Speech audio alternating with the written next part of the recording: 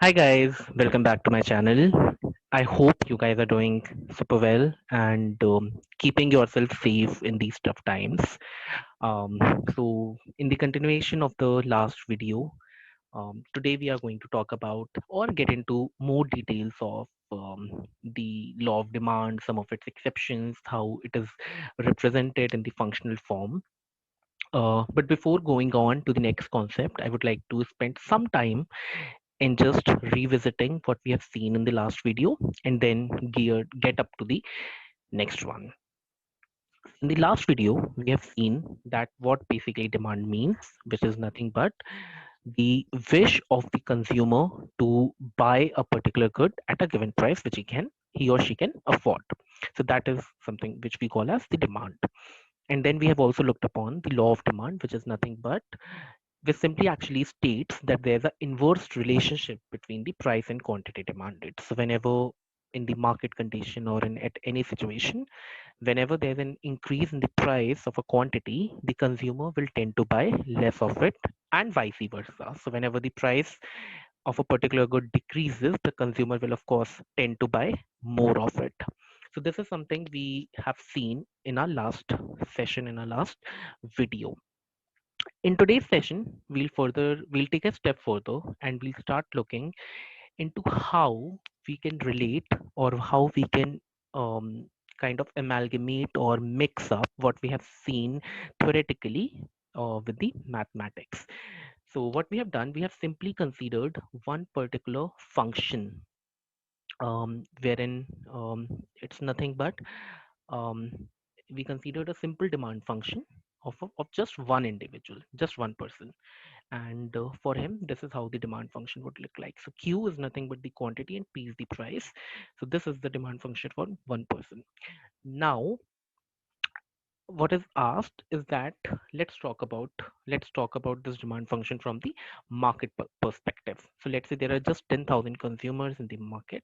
So how the market demand function would look like? So if for one function the quantity demanded is nothing but 12 minus P, then for the market it is QM, which is the connotation of market demand, is nothing but 10,000 into 12 minus P. So at different values of P, there will be different amount of quantities that would be demanded. Yes, from the law of demand, we clearly know that whenever your price increases, the quantity demanded would decrease. So what we have tried plotting this demand function um, through a graph. So what we've done, we have just considered different values of P. P is equal to 1, P is equal to 2, P is equal to 3, and then P is equal to 4, and then accordingly taken various quantities. Now from the table itself, we can clearly see as your price is increasing from 1 to 2 to 3 to 4, your quantity is decreasing from 11, and then there's something in the value in the terms of 10, 9, and 8. So it is a very clear reflection of your law of demand. Now, when we see this law of demand, when we see different market conditions, one question that always pops up, that is it an universal law or is it followed every time? Are there any kind of exceptions, or at different market conditions, do we always see law of demand getting getting true, or is it always followed? So the definitely the answer is no. There are different kind of market conditions wherein this law fails. There are situations when this law is where there are situations when this law is accepted as well. So but from the examination perspective, I think from this particular slide, um, the important concept is the market demand. When you have given, let's say, the individual one, you need to find the market one, just divide by the number of consumers in the market. Next is how it is looked from the exceptions perspective, the cases wherein the law of demand is not followed. So we very clearly know the law of demand is nothing but there's an inverse relationship between the price and quantity.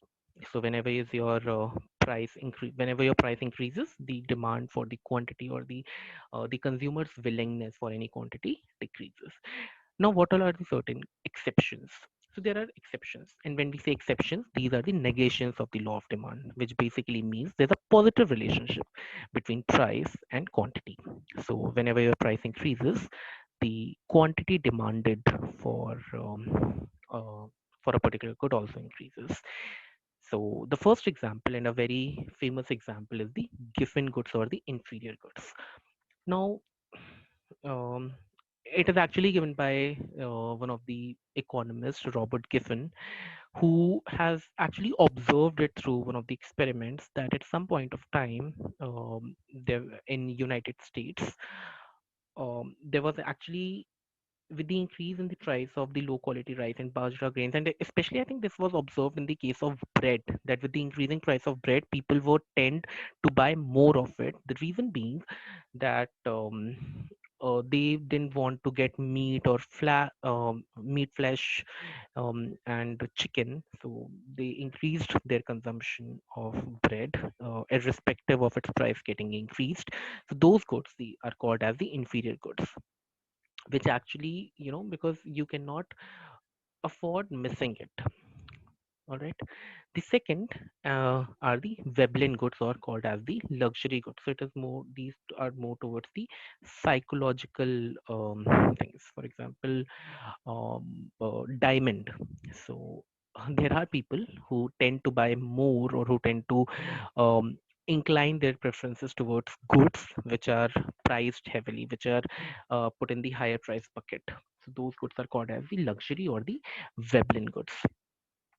The third is called as the speculative goods or the speculative demand. So wherein you kind of see that okay, the price is increasing, so you tend to buy more shares, the shares in the market, stocks basically. So with increasing price, there are people who tend to buy more of it, because this is absolutely the game of preferences. There are people who buy more shares when the prices are less. There are people who buy more shares when the prices are more, because you work on the basis of the speculations. Last but not the least is the future expectations. So sometimes, that, let's say if we talk about petrol. So today, let's say the government announces that the price of petrol increased by 1 rupee. So you will go and get your the tankers of the motorbikes or the cars filled, because you kind of speculate or foresee that, with the increase in, let's say, there might be a case that these prices will increase further, and then you will get into the loss. So these are some of the exceptions of the law of demand, wherein you do not conventionally see that with increase in price your quantity is falling. However, in these cases you see the opposite trend, that the price is also increasing and the demand or the preferences of the consumer also shifting on the positive direction. So with this, I'll end this video, and in the next video we will start touch basing upon the elasticity and different types of elasticity of demand, the relation between the price and quantity, how elasticity impacts that. So stay tuned for another one. Please do like, share, and subscribe to my channel. Share this video with your friends who need to know about economics, who are aspiring for different exams like CA Foundation, who have opted for economics for their class 12.